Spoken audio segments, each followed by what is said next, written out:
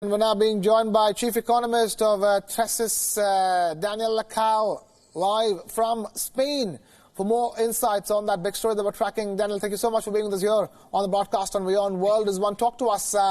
This has reached a point where it's not just about how much will the impact on China have a ripple effect on the rest of the world. This is about the coronavirus affecting the economies of the world directly. Yes, absolutely. I think that at the beginning of the year, there was probably an excess of optimism from many of the leading economic agents and many of the companies about a quick recovery from China.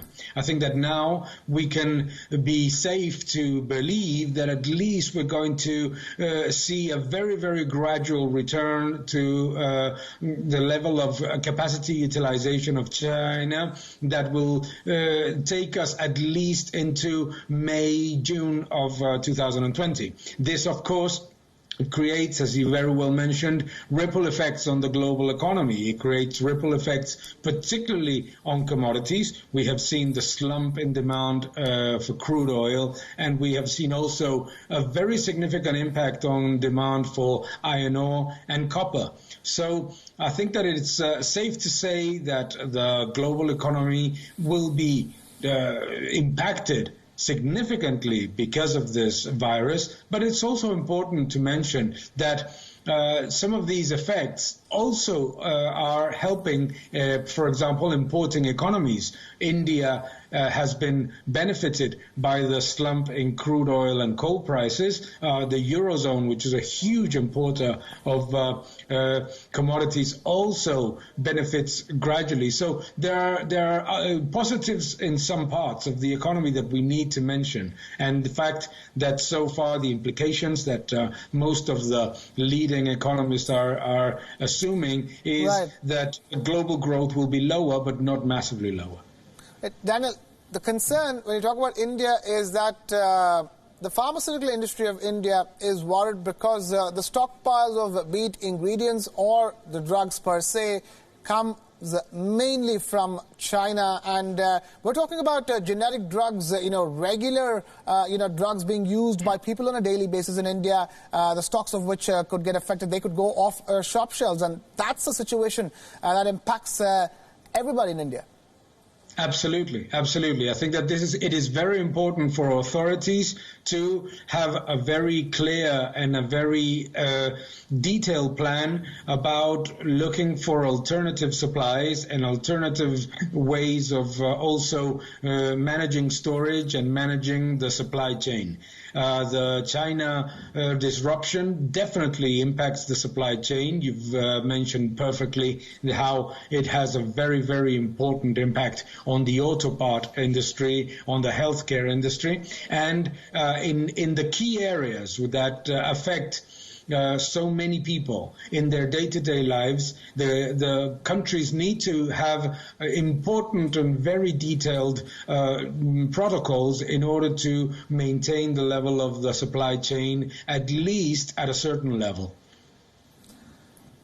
And you're also talking about the Chinese economy's ripple effect, but you're talking about China being the engine of the global economy, be it in terms of the purchase of crude oil, the second largest consumer. If China goes off the block or cuts down on oil production, it impacts crude oil prices so much, 10% drop in crude oil prices. But what about the other industries that will get affected? Because right now the virus has completely brought down the tourism industry in Italy to its knees. It is spreading so fast in Europe. It's at the same time spreading panic in the US as well. The global tourism industry, travel of any kind, along with the global aviation industry, are set to face one of their worst crises in recent times, probably worse than what they faced during the SARS outbreak in the early 2000s.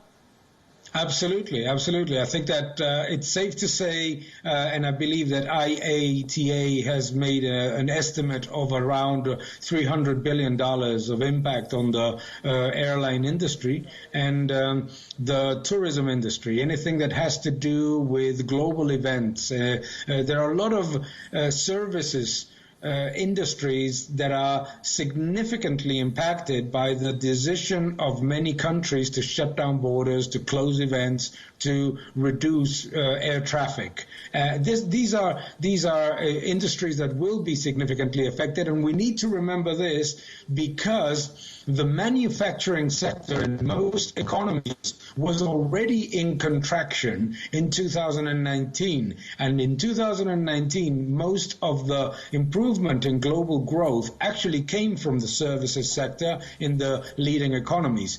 As such, we need to be extremely prudent because the services sector is the most impacted in this obvious supply chain disruption that we are seeing.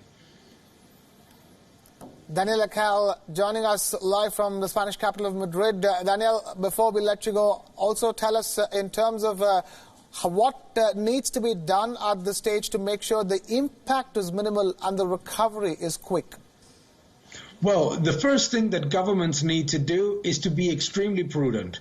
There are numerous studies that show that when governments react aggressively and excessively to an outbreak, they create worse effects than what the outbreak itself generated. I think that what we need to do is governments need to work on the chain of knowledge that exists in the scientific community. They need to cooperate in terms of not just in looking for a vaccine, but also and fundamentally for other measures of treatment, other ways of treatment which there are. And I think that this is a key factor. But the biggest mistake that governments can do is, one, to try to shut down borders and close the economy in order to prevent the spread of the virus, because it's very ineffective. Second, even worse, is to spend to try to, let's say, disguise the impact on the economy short term of the virus. So